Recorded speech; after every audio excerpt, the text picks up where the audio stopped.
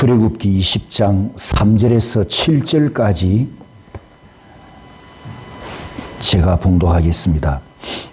너는 나 외에는 다른 신들을 내게 두지 말라. 너를 위하여 새긴 우상을 만들지 말고 또 위로 하늘에 있는 것이나 아래로 땅에 있는 것이나 땅 아래 물속에 있는 것의 어떤 형상도 만들지 말며 그것들에게 절하지 말며 그것들을 섬기지 말라. 내 하나님 여호와는 질투하는 하나님인즉 나를 미워하는 자의 죄를 갚되 아버지로부터 아들에게로 3, 4대까지 이르게 하거니와 나를 사랑하고 내 계명을 지키는 자에게는 1000대까지 은혜를 베푸느니라. 너는 내 하나님 여호와의 이름을 망령되게 부르지 말라.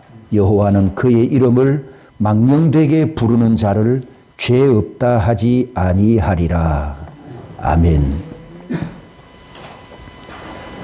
하나님께서 우리에게 계시로 주신 성경에는 큰 주제가 두 가지입니다. 한번 따라서 해볼까요? 믿어야 할 것, 행하여야 할 것. 이 두 가지 큰 주제를 가지고 성경을 기록해 주셨습니다. 그리고 하나님의 말씀을 우리가 명령이라고 하지 않습니까? 명령 역시 두 가지입니다. 하라, 하지 말라. 하라, 하지 말라. 이렇게 두 가지 큰 주제로 명령하셨죠. 이렇게 두 가지 구조와 틀로 기록되어 있기 때문에 두 가지 관점으로 성경을 탐구하면 하나님께서 말씀하시는 하나님의 뜻을 이해하는 데 많은 도움이 됩니다. 그리고 말씀을 받은 우리가 지키거나 순종할 때 그 대상도 역시 두 방향입니다. 첫 번째는 위로 하나님을 향하여 순종해야 되고 두 번째는 아래로 사람을 향하여 하나님 말씀에 순종해야 합니다. 대상은 다르지만 우리가 지키고 순종하는 것은 하나님의 명령이고 말씀이기 때문에 의무는 동일하게 적용이 됩니다. 가령 사람을 향하여 말씀에 순종하는 것이 하나님을 향하는 것보다 좀 가볍다 한다든지 반대로 하나님께 지키는 것이 사람을 향하여 지키는 것보다 더 무겁다고 한다든지 그런 차이가 없다는 것입니다. 자, 두 가지 주제로 말씀하셨다. 이것을 염두에 두시고 이제 우리가 볼 십계명 구조도 보면 두 돌판으로 나누면서 이것을 가르쳐 줍니다. 한 번 더 여러분에게 정리를 해드리면 율법은 613개의 항목이 있는데 그 중에서 인체 뼈마디 수와 같은 248개는 하라, 긍정적인 명령이고 1년 365일 날수와 같은 365개는 하지 말라, 부정적인 명령으로 말씀하셨습니다. 613개를 의식법과 도덕법과 시민법 3개로 나누고 10계명은 도덕법에 속하고 이 10계명은 613개의 율법을 요약한 핵심이다. 이렇게 말할 수 있습니다. 그래서 10계명을 두 돌판으로 나누지 않습니까? 첫째 돌판에는 하나님 사랑과 둘째 돌판에는 이웃을 사랑하라. 이 말씀을 기록하셨는데 구약교회는 지난주에 말씀드렸던가요? 구약교회는 이렇게 나눕니다. 첫째 돌판에는 1계명에서 5계명까지, 둘째 돌판에는 6계명에서 10계명까지 이렇게 나눕니다. 구약교회가 부모를 공경하라는 5계명을 첫째 돌판에 넣은 이유 중에 하나가 시편 24편 10절에 보면 영광이라는 단어가 나옵니다. 여러분, 성경에서 가장 무거운 단어가 카바드, 영광이고 가장 무거운 의미가 담긴 단어가 하나님의 영광입니다. 그래서 이 부모를 공경하라고 할 때 공경이 하나님의 본질과 하나님의 속성과 하나님의 존재 방식인 영광과 같은 단어여서 자녀들이 부모를 공경할 때 하나님께 영광을 올려드리는 것처럼 그런 예배 정신으로 내 부모를 공경하라. 이렇게 말씀하셨기 때문에 구약교회는 5계명을 첫 번째 돌판에다가 넣었습니다. 이렇게 구약교회가 부모 공경을 하나님 경외와 동일하게 무게를 두는 것을 우리가 성경적으로 받아들여지는 또 하나의 근거가 있습니다. 그게 뭐냐 하면 부모가 땅에서 하나님을 대리하는 권위를 갖고 있기 때문입니다. 바꾸어서 표현하면 내 부모는 땅에 있는 나의 하나님이다. 이렇게 되겠죠. 따라서 모든 자녀는 자기 부모를 땅에 있는 하나님으로 인정하고 그 권위에 복종함으로 질서와 평안을 이루어 가야 할 의무가 있습니다. 그런데 신약교회는 어떻게 나눕니까? 10계명을 1계명에서 4계명까지 첫째 돌판, 5계명에서 10계명까지 둘째 돌판, 이렇게 두 개로 나누었죠.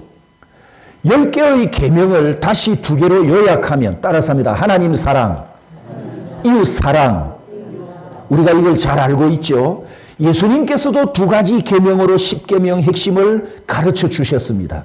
마태복음 22장 37절에서 47절까지 보면 이 말씀과 함께 도표를 참고해 보면 10계명을 해석하고 10계명을 적용할 때 아주 쉽게 이해할 수 있는 키 열쇠가 있습니다. 그게 뭘까요? 10계명을 쉽게 이해하고 해석하고 적용할 수 있는 열쇠가 되는 게 뭘까요? 열쇠, 사랑입니다. 여러분, 사랑. 사랑의 안경, 사랑이라는 안경을 쓰고 10계명을 보면 하나님께서 무엇을 말씀하셨나, 무엇을 요구하시나, 내가 어떻게 해야 하나 쉽게 알 수 있다는 뜻입니다. 첫째도 사랑, 둘째도 사랑이라 하셨지 않습니까? 그러면 하나님을 사랑하라, 이웃을 사랑하라, 이 10개의 계명은 따라서 합니다. 10가지 사랑의 이야기다. 10가지 사랑의 이야기다. 이해되셨죠? 사랑의 안경을 쓰고 10개의 계명을 살펴보면 무거운 계명이 아니고 무거운 짐이 아니어서 즐겁게 기쁨으로 순종할 수 있습니다. 이유가 뭘까요? 뭐 하라고요? 사랑하라. 그렇습니다. 여러분, 사랑에는 무거운 짐이 없지 않습니까? 아니, 오히려 반대죠. 무거운 짐도 사랑하면 새털처럼 가벼워지는 신비함이 사랑에는 있지 않습니까? 그래서 사랑에는 고통이 없습니다. 사랑에는 기쁨과 행복뿐입니다. 눈물을 흘리면서도 행복해하는 것이 사랑의 기쁨이고 고통 중에도 행복을 느낄 수 있는 것이 사랑뿐입니다. 그래서 누군가가 사랑을 묘약이라고 했죠. 우리 몸이 아플 때 통증을 잡아주는 신비한 호르몬이라는 물질이 있습니다. 도파민은 기쁨과 쾌감을 일으키고 세로토닌은 우울과 불안과 정신질환을 통제하고 엔도르핀은 마약처럼 진통을 잡아주는 자연 진통제 효과가 있습니다. 그런데 이 세 개의 호르몬이 우리 몸에 분비되려면 공통점이 하나 있습니다. 뭘까요? 사랑입니다. 사랑할 때 만들어지는 물질입니다. 그러니까 사랑의 묘약이 맞단 말이죠. 의학적으로도. 자, 그렇다고 한다면 우리가 이 10개의 계명을 이렇게 적용해 볼 수가 있겠습니다. 2개의 계명을 확대하면 10개가 되고 이 10개의 계명을 더 크게 확대하면 613개가 됩니다. 그 613개 중에 뼈마디 수와 같은 긍정명령 248개와 1년 365일 수와 같은 부정명령 365개를 내가 매일매일 삶에서 순종할 때 그냥 순종하지 않고 억지로 순종하지 않고 끌려가듯이 순종하지 않고 어떻게 한다고요? 사랑으로. 따라서 합니다. 사랑으로 순종하면 1년 365일 동안 248개 뼈마디를 통해서 호르몬이 만들어져 내 몸이 1년 내내 건강하고 행복해질 줄 믿습니다. 이렇게 적용할 수 있잖아요. 사랑의 계명이라 하셨으니 사랑으로 완성하면 됩니다. 사랑하면 됩니다. 하나님을 사랑하고 이웃을 사랑하고 사랑으로 계명에 순종하면 거룩하신 하나님을 닮는 성화를 이루어 갈 줄 믿습니다.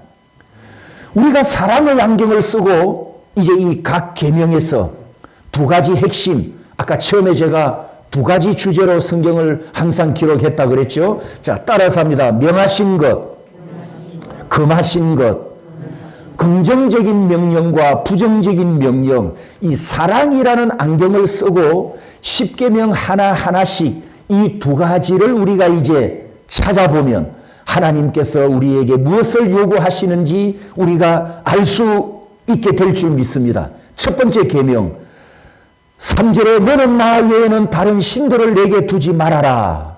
이 첫 번째 계명에서 하나님께서 명하신 것, 유일하신 하나님을 인정하라.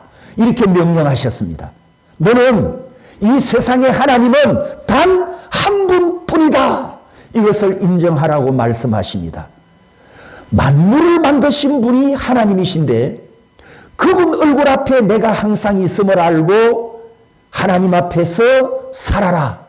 코람데오 하나님의 얼굴 앞에서 살아라. 이렇게 명령하십니다.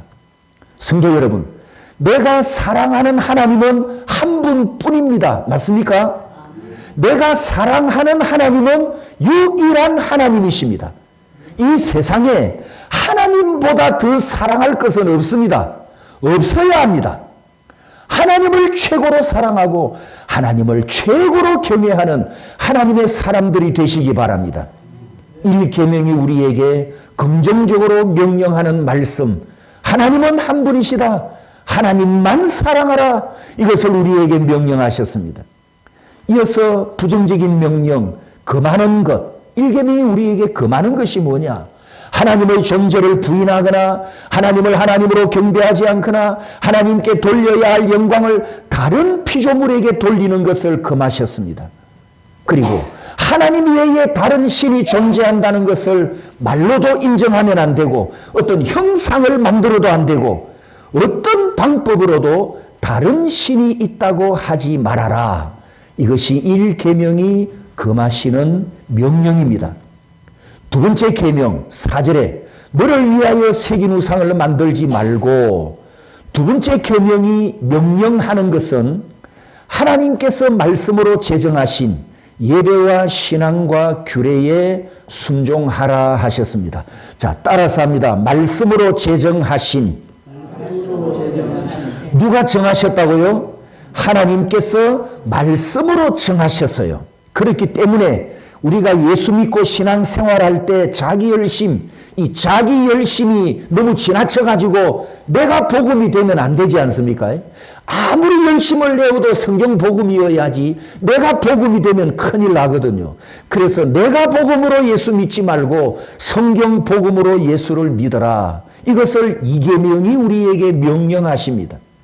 내가 복음으로 내 원칙을 세우고 내가 복음으로 내 성경을 만들고 내가 복음으로 내 교리를 만들면 또 하나의 하나님을 만드는 것과 같은 우상 숭배 행위가 되기 때문입니다. 그리고 이어서 금하는 것, 이 계명이 금하는 것은 영이신 하나님을 보이는 존재로 만들거나 또 말씀으로 제정한 것 외에 인위적인 방법으로 예배하거나 피조물을 신격화하거나 물건을 신성화하는 것도 우상을 만드는 행위다. 이것을 우리에게 금하셨습니다. 자, 제가 촛불 예배를 한번 예로 들어보겠습니다. 혹시 여러분 촛불 예배를 들어보신 분, 이 참석해 보신 분 계십니까? 자, 촛불 예배로 제가 한번 예를 들어보겠습니다. 예수님께서는 너희는 세상의 빛이다. 이렇게 말씀하셨잖아요. 그래서 제가 여러분에게 설교하면서 이 주제를 가지고 여러분은 세상의 빛입니다. 이 메시지를 전하기 위해서 제가 촛불을 앞에 켜놓고 성도 여러분, 우리는 이 촛불처럼 어두운 세상을 밝혀야 합니다. 설교 이렇게 할 수 있다 없다? 제가 촛불 켜놓고 할 수 있다 없다? 없다고요? 있습니다요. 뭔데요 그게? 왜 없는데요? 없다는 말은 벌써 촛불을 신격화했다는 거잖아. 신격화했으니까 없다는 거지. 나는 신이 아닌데 이게 그냥 촛불일 뿐인데 할 수 있습니다.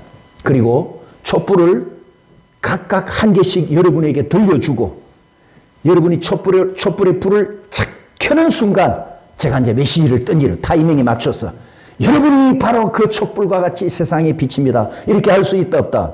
할 수 있죠.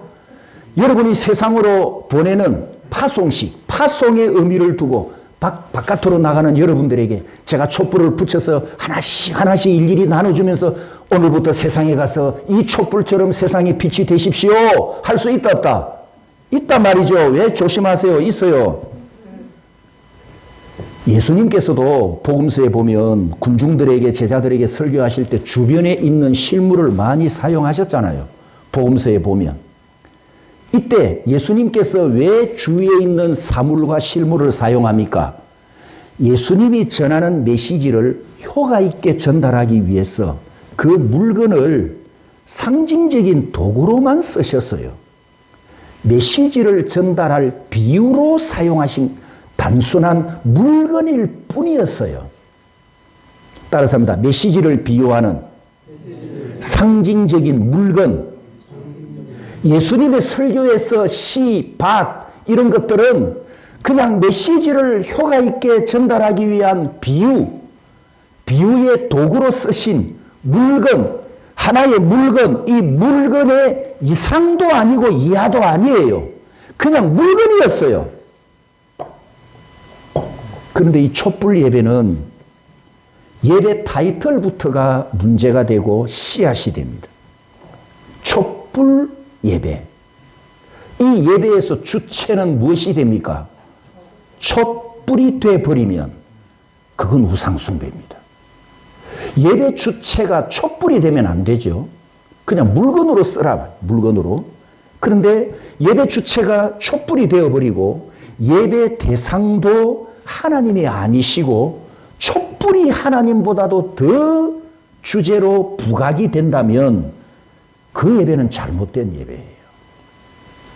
그래서 항상 예배 대상은 하나님이시고 우리가 예배를 올려드려야 할 분은 하나님이신데 이 하나님이 예배에서 가려지는 하나님의 존재가 그 예배에서 가려지는 어떤 행위도 해서는 안 된다는 거예요. 이게 가장 중요한 원리입니다. 예배에서 하나님을 가리지 말아라. 사람이든 무엇이든 뭐 의식이든 순서든 우리가 주보의 순서가 여러 개 있는데 이거 그냥 하나의 순서이지 만약에 이 순서가 하나님의 존재를 가린다 그러면 이 순서도 빼야 돼요. 이해되셨나요? 그래서 어떤 것을 하든 그것을 신격화하거나 사물을 신격화하거나 또 하나님을 향하여 올려드려야 될 예배가 방향이 뚱뚱한 곳에 간다면 그것은 우상숭배가 된단 말이에요. 그것이 신격화가 된다는 거예요. 그렇게 예배를 드려서는 안 된다는 겁니다. 자, 그런데 이 촛불 예배를 제가 왜 사례로 들었냐 하면 그래도 명색이 촛불 예배니까 분위기 조성이 필요하지 않습니까? 그죠? 촛불 예배니까. 그러면 인도자가 어디에 치중합니까? 분위기 조성 연출에 많은 노력을 기울이게 됩니다. 거룩해야 되고 엄숙해야 되고 따스한 성령님 따스해야 되고 감성적이어야 하고 뭔가 느낌이 와야 하고 촛불을 통해서 어떤 느낌이 오나요? 저는 촛불 예배를 한 번도 드려본 적이 없습니다. 제 기억에.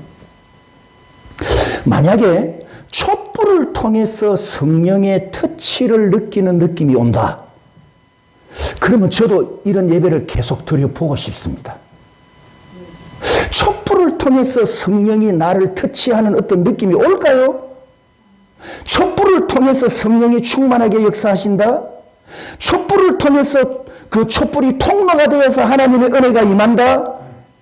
어느 성경 몇 장 몇 절에 있습니까? 그래서 제가 앞에 촛불 예배라고 하는 이 타이틀부터가 문제의 씨앗이 된다고 한 겁니다. 예배 참여자들이 촛불 예배라는 타이틀을 보고 예배 방향이, 예배 주체가 촛불이 되도록 오해를 하게 했던 그것이 예배의 의미로 받아들이게 했던 만드니가 그렇게 만들어버렸다면 그것은 문제라는 겁니다. 촛불 예배에서 두 번째 문제점은 의식화입니다. 아까 분위기 조성을 제가 말씀드렸죠. 분위기 조성을 위해서 촛불 예배를 드릴 때는 없는 예배하고 좀 다른 분위기를 연출해야 되거든요. 그래야 은혜를 끼칠 거 아닙니까? 은혜를 주시는 게 아니라 은혜를 끼치게 해야 되잖아요. 그러면 인도자는 모든 것을 예민하고 세심하게 디테일하게 만들어 갈 거란 말이죠. 인도해 갈 거란 말이죠. 그러면 이 분위기 조성을 위해서는 순서와 의식이 반드시 필요합니다. 예를 들어서 초를 꼽았다, 또 불을 켠다, 또 불 켜진 촛대를 옮긴다, 혹은 앞에서 뒤로 또 전달한다, 또 아니면 모든 사람이 다 자기 촛불을 들고 있다. 뭐 다양한 이 촛불을 켜고 끄는 그 순서에 다양한 방법이 있습니다. 다양한 방법. 우리가 깜깜한 예배당에 들어와서 전기불을 켜기 위해서 스위치를 딸깍 켜듯이 촛불 예배에서 촛불을 그렇게 그냥 쉽게 켜는 게 아니잖아요. 순서가 있고 과정이 있단 말이죠. 그래서 신비한 장면으로 연출해야 됩니다. 신비한 장면. 그러기 위해서 종교적인 엄숙함이나 거룩함이나 하나님의 영광을 마치 불을 켜는 그 순간에 바라보듯 하는 그 분위기 연출을 해야 하는데, 이때 이 연출이 신전에서 제사를 드리는 것처럼 신비한 종교 의식으로 만들어 버리면 그건 지가 만든 예배지 성경에서 하나님께서 명하신 바른 예배가 아니라는 겁니다. 이런 방식의 예배는 우상숭배 행위라는 것을 저는 목사의 양심으로 지금 여러분에게 선언합니다. 그것은 우상숭배입니다. 다시 말씀드립니다. 예배 순서에 촛불을 켤 수 있다 없다? 촛불 사용할 수 있다 없다? 있습니다. 예, 촛불 켤 수도 있고 끌 수도 있고 순서에 넣을 수도 있습니다. 다만 이 촛불을 예배 주체로 높이지 말아라. 우리가 성찬식을 할 때 떡과 잔을 나누는데 이 떡과 잔을 나눌 때보다도 더 신비한 종교 의식으로 만들지 말아라. 그것을 유의하시기 바랍니다. 저는 커피를 사랑하잖아요. 근데 제 아내는 커피를 아예 싫어합니다. 조금도 입에 대지 않거든요. 그런데 아내 생일에 제가 사랑하는 커피를 아내에게 선물로 준다면 아내가 기뻐하겠습니까? 여러분, 선물을 받는 사람이 기뻐해야 되고 환영할 것으로 준비해야 그게 가치 있는 선물이 되지 않습니까? 이처럼 1, 2 계명에 하나님께서 예배를 명령하셨고 예배 방법까지 말씀하셨는데 이걸 놔두고 인위적인 방법으로 사람이 고안해낸 방법으로 새로운 예배의식을 만들어내면 그것이 바로 우상숭배 행위가 된다. 우상숭배를 본받는다면, 우상숭배를 따라한다면 여러분 저 법당에 가면 훨씬 더 화려하고 컬러풀하고 역동적이고 신비스러우니 그렇다고 그걸 우리가 본받아야 합니까? 아니거든요. 레위기 10장에 보면 나답과 아비후라는 사람이 하나님께서 명하시지 않은 다른 불로 예배드리다가 성전 안에서 즉사한 사건도 있었고 하나님을 금송아지 형상으로 만들었다가 어떻게 되는지 우리가 지금 출애굽기 나중에 뒤에 32장에 가면 또 그 결과를 보도록 하겠습니다. 자, 오늘 마지막으로 세 번째입니다. 3계명 넘어갑니다. 너는 내 하나님 여호와의 이름을 망령되게 부르지 말라. 자, 이 3계명에서 명하는 것은 네 가지 따라서 합니다. 칭호, 속성, 규례, 말씀, 사역, 5가지입니다. 전부 하나님의 것들이죠. 이 하나님의 5가지를 우리가 사용할 때 거룩함과 경외함과 경배하는 마음으로 사용하라. 이렇게 명령하시는 것이 세 번째 계명입니다. 가장 쉬운 것으로 제가 예를 들어보겠습니다. 날이 시퍼런 칼을 손에 들었습니다. 이때 이 칼을 어떻게 다루어야 됩니까? 칼답게 다루어야죠. 그죠? 칼을 들고 칼답게 다루어야 되는데 마치 장난감처럼 가지고 놀다가 다치잖아요. 칼답게 다루어야 안 다칩니다. 그와 같이 하나님의 이름과 하나님의 속성과 하나님의 규례와 하나님의 말씀과 하나님의 역사하심을 우리가 사용할 때 그분께 영광이 되도록 그분에게 거룩이 돌아가도록 이것을 사용하라. 이것을 명령하셨습니다. 그 많은 것. 하나님의 존재와 하나님의 영광과 직접 관련된 이 5가지를 잘못 사용하거나 속되게 사용하거나 자기 탐욕의 도구로 사용하는 것을 금하셨습니다. 지금 우리 시대는 종교다원주의 시대입니다. 현대 세계에서는 이 종교 저 종교가 막 뒤죽박죽 지금 섞여 있습니다. 또 이 교단 저 교단의 가르침이 또 섞여 있습니다. 그래서 교단을 옮겨 다니다 보면 저 교단은 하는데 이 교회는 왜 안 하지? 저 교회에서는 안 하는데 이 교회에서는 왜 하지? 이제 이런 질문이 의문이 여러분 위치에서는 생길 수가 있잖아요. 그런 사례들이 참 많죠. 질문을 종종 듣습니다. 다른 교회 교인들이 저한테 질문을 해옵니다. 아니 목사님 어떤 교회는 이걸 하는데 또 어떤 교회는 가니 이걸 뭐 죄라고 합니다. 나쁘다고 합니다. 도대체 뭐가 원칙입니까? 헷갈립니다. 이런 질문을 종종 듣습니다. 이게 이제 섞여 있다 보니까 교단의 벽이 허물어지면서 교인들이 아무데나 자유롭게 왕래하고 왔다 갔다 하면서 이제 이런 혼란이 오기도 했습니다.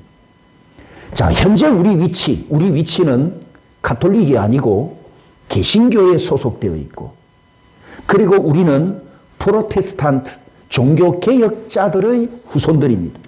그러면 가톨릭 의식을 따른다든지 가톨릭 정신을 따른다든지 또 종교개혁 정신이 아닌 것을 쫓아가지 않는지 우리가 늘 분별하고 살펴야 합니다.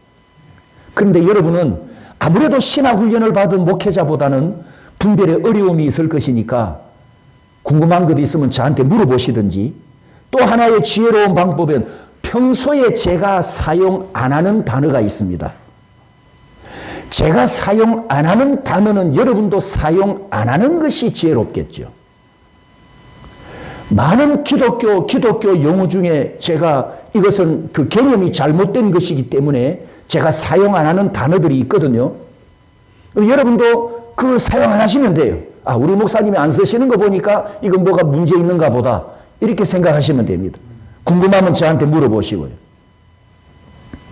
우리가 신앙생활을 해 가다가 어려운 일을 겪으면 하나님께 도우심을 간구하면서 부르짖는 기도를 드립니다.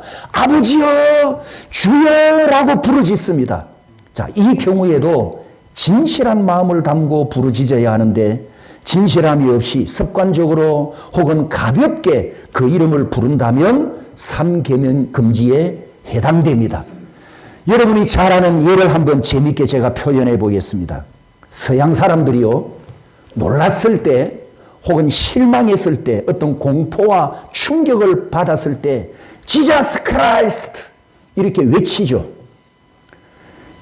그 사람들의 그 어느 생활에서 그 뜻이 뭐냐 하면 제기랄 세상에 이를 수가, 이런 뜻이거든요. 그 다음에 놀랐을 때는 어떻게 합니까? 놀랐을 때 서양 사람들 오마이갓, 그들의 어느 생활에서 이 뜻은 맙소사, 유학, 어떻게, 이런 뜻을 담고 있습니다. 자, 여기서 이제 우리는 의문을 가져야 됩니다. 어떤 의문을 가져야 됩니까? 제기랄, 이걸 외치는데 왜 지저스 크라이스트라고 합니까? 그냥 제기랄 가지. 맙소사를 외치면서 왜 오 마이 갓 하나님의 이름을 왜 찾는데요? 그냥 맙소사라고 하지. 제기랄 맙소사를 의 의미를 담은 단어를, 언어를 신성한 하나님의 이름으로 외쳤다는 것이 하나님의 이름을 망령되게 부르는 전형적인 사례입니다. 이거 대단히 지금 잘못하고 있는 거예요. 우리에게도 이와 비슷한 상황이 있습니다. 기쁜 일이나 감사한 일이 있을 때 할렐루야 이렇게 외치죠. 자, 여러분도 알고 있는 것처럼 이 할렐루야의 뜻, 할렐루야 뜻이 뭡니까? 예, 여호와를 찬양하라. 짧은 노래입니다. 여호와를 찬양하라를 4글자로 줄인 게 할렐루야잖아요. 그러면 우리가 할렐루야를 외칠 때 진심으로 해야 되지 않습니까? 그런데 아까 지저스 크라이스트, 오 마이 갓 그러듯이 감탄사처럼 외치면 그건 할렐루야를 잘못 사용하는 거죠. 감탄사로 사용해서는 안 된다는 거예요. 운동 경기할 때, 태권도나 뭐 운동 경기할 때 이 기합을 외치지 않습니까? 기합, 차렷, 열중시어 뭐 그러든지 하여튼 이 운동 경기를 하는 사람들이 훈련할 때 기합을 외칩니다. 이 기합은 시도 때도 없이 튀어나오죠.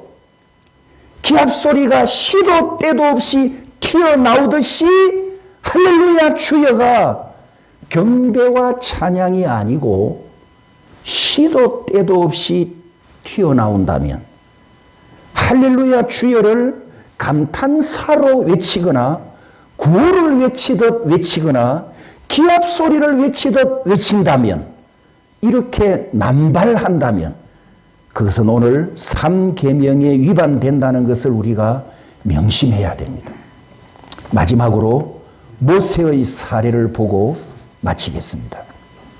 제3계명과 모세의 사례를 들 수가 있는데 모세는 이스라엘 백성들이 가나안 땅에 들어가도록 40년 동안 인도한 위대한 지도자였음을 우리가 잘 압니다. 그런데 안타깝게도 가나안 땅을 눈앞에 두고 요단강을 건너지 못한 채 눈을 감죠.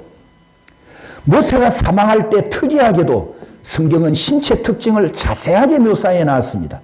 신명기 34장 7절에 보면 모세가 죽을 때 나이 120세였으나 그의 눈이 흐리지 아니하였고 기력이 쇠하지 아니하였더라. 이게 죽을 때라고 했지만 그 뒤에 이어지는 말씀은 눈이 흐리지 아니하고 기력이 쇠하지 아니하였더라. 2번 반복되는 부정문을 기록해서 모세는 아직 죽을 때가 아니고 혈기 왕성한 건강한 상태였다. 이걸 지금 말씀하고 있습니다. 그렇다면 모세의 죽음은 자연사도 아니고 질병사도 아닙니다. 아직 기력이 펄펄하고 시력도 정상인 120세 노익장이었는데 하나님께서 모세의 생명을 불러 가버리셨기 때문에 모세는 이 세상과 하직해야 했거든요. 그 이유가 무엇이냐? 그게 성경에 아주 자세하게 말씀되어 있습니다. 출애굽 지도자였고 출애굽의 1등 공신인 모세는 여러분 가나안 땅을 밟을 권리가 몇 순위에 해당될까요? 모세는 영순이잖아요. 영순이. 지도자인데. 그런데 왜 하나님께서 그렇게 허락하지 아니하시고 그 목숨을 요단강 건너기 전에 그도 가버리셨을까요? 성경에 답이 있습니다. 민수기 20장에 보면 반석에게 명령하여 머리바에서 반석에 명령을 내리라. 명령을 내려서 물이 나게 하라. 하나님께서 말씀하셨는데 11절에 모세가 지팡이를 들고 반석을 2번 치니 딱딱. 12절에 내 거룩함을 나타내지 아니한 고로 너희는 이 회중을 내가 그들에게 준 땅으로 인도하여 드리지 못한다. 자, 모세 입장에서 이 상황을 한번 생각해 보십시오. 모세가 가나안 땅을 밟지 못하는 게 얼마나 억울하겠습니까? 모세가 얼마나 억울할까요? 아니 자신이 하나님께 반역한 것도 아니고 원망한 것도 아니고 불평한 것도 아닌데 목마르다고 원망하고 불평하는 이스라엘 백성들 때문에 그냥 순간 욱 해가지고 지팡이로 반석을 2번 친 것뿐인데 마음이 넓으시고 사랑이 많으신 하나님께서 쌀쌀하게 너는 가나안 땅에 못 가! 이 한마디로 딱 잘라버리니까 이 모세가 얼마나 억울하고 분통이 터졌겠습니까? 그래서 모세가 하나님께 물러서지 않고 기도를 드립니다. 이렇게 기도드렸습니다. 신명기 3장에 구하옵나니 나를 건너가게 하사 요단 저쪽에 있는 아름다운 땅 아름다운 산과 레바논을 보게 하옵소서. 이렇게 제발 가나안 땅을 밟게 해달라고 모세가 간청하는 기도를 드렸습니다.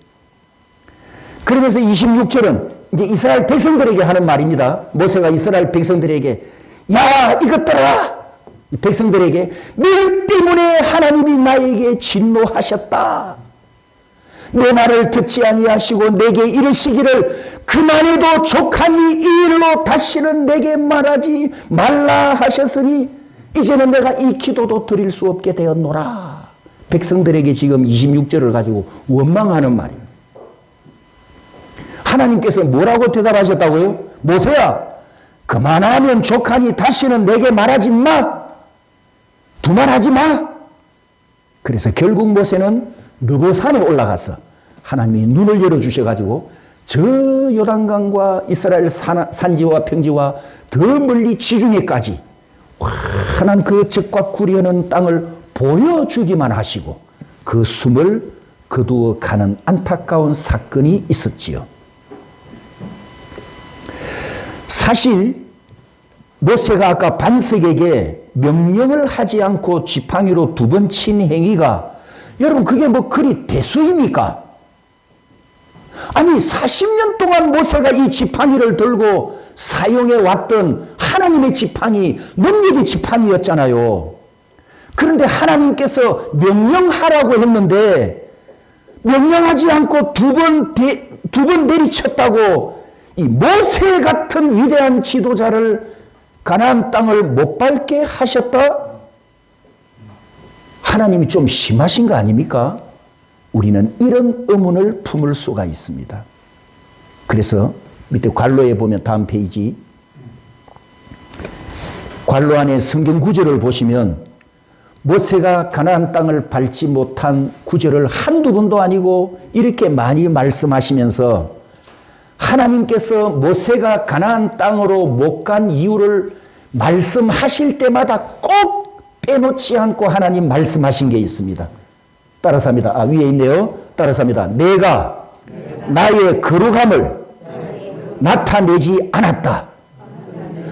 모세가 가나안 땅을 못 들어간 이유는 이 한 가지 때문입니다. 아까 반석을 2번 친 행위가 하나님의 거룩을 나타내지 않았다. 하나님께서 이렇게 말씀하셨어요. 너 이것 때문에 가나안 땅에 못 간다니까. 계속해서 또 말씀 반복해 말씀하십니다. 자, 이제 결론을 내려보겠습니다. 모세의 사건에서 제3계명은 어떤 연관성이 있을까요? 그리고 제3계명을 보면서 우리에게 주는 메시지가 이제 이 마지막 결론입니다. 성도 여러분, 다시 한번 여러분에게 강조합니다. 우리는 하나님 앞에서 지음받은 존재라는 것을 항상 잊으면 안 됩니다. 따라서 무엇이 옳다, 틀렸다, 이것은 옳다, 이것은 틀렸다라고 규정하는, 따라서 합니다. 주권, 규정하는 주권이 내게 있다, 없다? 없습니다. 특히 의에 있어서, 거룩함에 있어서, 죄를 죄라고 정죄할 때, 악한 것을 악하다라고 판단할 때, 그것을 규정할 수 있는 분은 한 분뿐이세요. 하나님. 따라서 내 임의로 이것은 의롭도다. 내 판단으로 이것은 죄악이로다. 내 권한으로 이것은 불의하도다. 이렇게 규정할 권세가 인간에게는 없습니다. 이미 하나님께서 규정해 놓으셨고 법으로 제정하셨고 말씀으로 선포하셨는데 하라고 한 것을 하지 말라고 뒤집는다든지 하지 말라고 하신 것을 해도 된다고 뒤집으면 피조물의 수준을 넘어서는 교만이 됩니다. 하나님과 같이 되려고 선악과를 먹었던 우리 조상의 죄에 동참하는 죄가 되면서 모세가 반석에서 물이 나게 하려고 하나님께서 정하신 명령을 무시하고 자기 규정으로 반석을 2번 쳐서 하나님의 거룩하심을 나타내지 못한 죄에 동참하게 됩니다.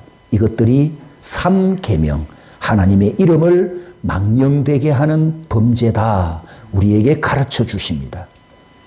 성도 여러분, 우리가 신앙생활 하면서 하나님보다도 다른 것을 더 사랑하면 안 되고 제3의 하나님을 형상으로 만들면 안 된다는 것을 잘 알고 있는 것처럼 자신을 스스로 하나님처럼 높이거나 하나님처럼 자기 주권을 주장하거나 하나님께서 정해놓으신 것을 뒤집는 새로운 제정을 하면 스스로 하나님이 되어 1, 3계명을 범하게 된다는 것을 유의해야 합니다. 그러므로 우리가 하나님의 이름을 사용하고 하나님의 말씀을 사용할 때 1.1에 또 더하거나 빼지 말고 하나님께서 우리에게 말씀해 주신 그대로 받아들이고 그대로 사용하고 그대로 순종하는 거룩한 성도들로 살아가시기를 주님의 이름으로 축복합니다.